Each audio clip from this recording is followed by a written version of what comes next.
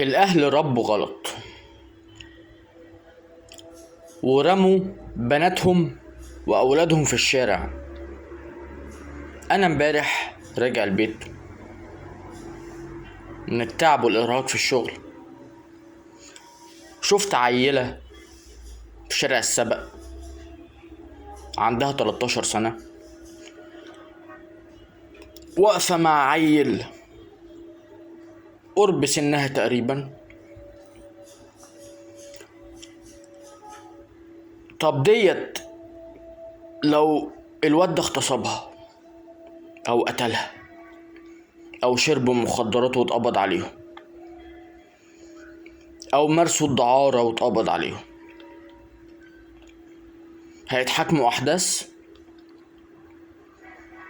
الغلط مش على البنت ولا على الطفل، الغلط على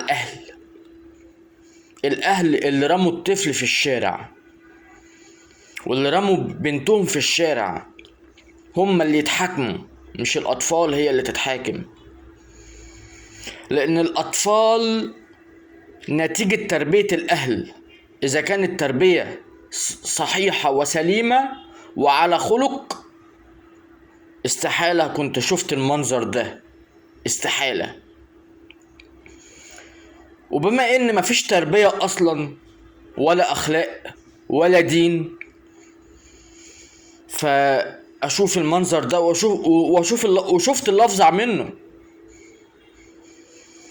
الاهل اللي يرموا اولادهم وبناتهم في الشارع ما يجوش يعيطوا ويقولوا الحقونا، عايزين حق بنتنا، عايزين حق ابننا.